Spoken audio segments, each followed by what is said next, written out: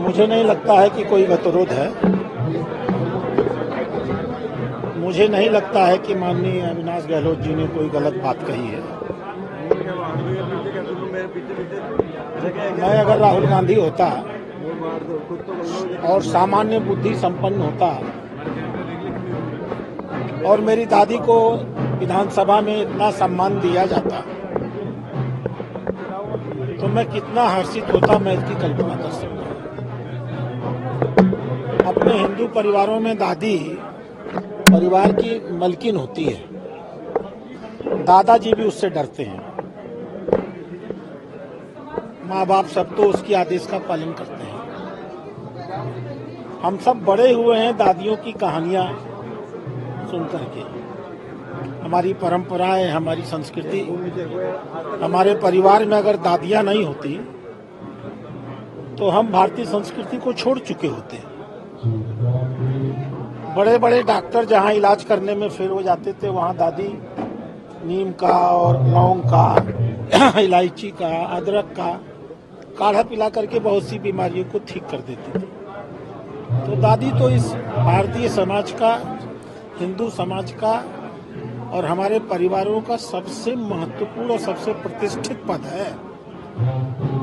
अब एक्चुअली उन लोगों को प्रतिष्ठा की आदत नहीं रह गई, पचती नहीं है प्रतिष्ठा। प्रतिष्ठा को पचाना भी एक बड़ा मुश्किल काम होता है। तो गहलोत जी ने तो उनको प्रतिष्ठा दी है, सम्मान दिया है, दादी कहा है। अगर गहलोत जी उनको दादी कह रहे हैं तो उनके लिए अच्छी बात थी। क्यों नाराज हो गए? नाराज इसलिए हो गए क्योंकि उनके पास अब कोई मुद्दे नहीं बचे हैं और दिल्ली के चुनाव को हारने के बाद तो वो मान के चल रहे हैं कि अब देश की राजनीति में उनकी कोई भूमिका नहीं है। हमारे माननीय भजनलाल जी मुख्यमंत्री जी 1 साल के अंदर राजस्थान में भी उनका सुपड़ा साफ कर चुके हैं और अब कांग्रेस अंदरूनी लड़ाई लड़ रही है। ये जो विधानसभा में हुआ है वो कांग्रेस के ही 2 गुटों की आपसी प्रतिस्पर्धा है, मैं नाम नहीं लूंगा। और ये लोग कांग्रेस की बची कुची छवि भी बर्बाद कर रहे हैं। जनता हंस रही है। वो कंबल उम्बल बिस्तरा उस्तरा भोजन वोजन, हम बड़े दिल के लोग हैं। वो दिनों दिन बैठेंगे तो माननीय मुख्यमंत्री उनको कंबल, भोजन, रजाई सब उपलब्ध कराएंगे और उनको सहयोग करेंगे। सर, बड़ी बात, आज ताजपोशी का दिन है। वो नाम फिर से एक बार ताजपोशी का एक कार्यकर्ता, थोड़ी देर में मदन राठौड़ की ताजपोशी भी जी।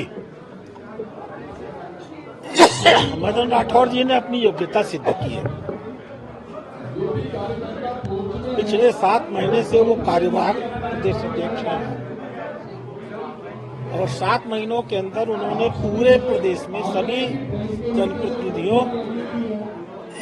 और सभी कार्यकर्ताओं के बीच में लगातार दौरा किया है, लगातार संपर्क किया है और सबके दिल में प्रवेश किया है। आज उसी का फल है कि उनके खिलाफ कोई नामांकन नहीं हुआ है। उनके नेतृत्व में भाजपा बहुत आगे जाएगी। Thank you. धन्यवाद।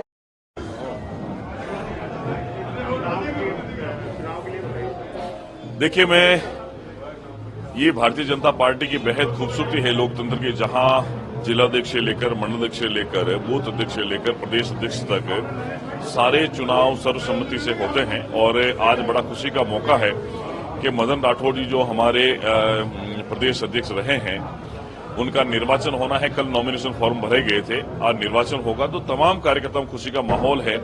एक अच्छे व्यक्ति के रूप में मदन राठौड़ जी का कार्यकाल रहा है, एक सांसद के रूप में, एक एमएलए के रूप में, एक संगठन के कार्यकर्ता के रूप में आज हमारे प्रदेश अध्यक्ष हैं वो। इसलिए मैं उनको बहुत बहुत बधाई देना चाहता हूं और उम्मीद करता हूं हम सब कार्यकर्ता बड़े उत्साह के साथ में ये उम्मीद करते हैं कि आने वाले समय भारतीय जनता पार्टी माननीय मदन राठौड़ जी के नेतृत्व में राजस्थान में संगठन का बहुत अच्छा काम करेंगे और मुख्यमंत्री भजनलाल शर्मा जी के साथ मिलकर सत्ता और संगठन का तालमेल बना रहेगा और हम लोग राजस्थान के विकास के लिए काम करते हैं।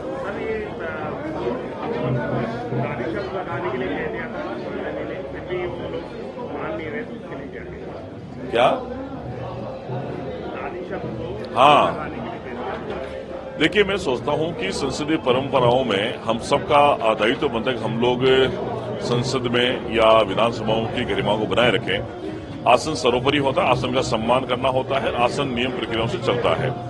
आसन का कोई भी निर्देश होता हम सबके लिए मान्य होता है। और कल जिस प्रकार का वाकया हुआ उसमें कांग्रेस को कहीं भी आपत्ति करने की आवश्यकता नहीं थी, क्योंकि हमने सम्मानजनक शब्द आदि का इस्तेमाल किया था।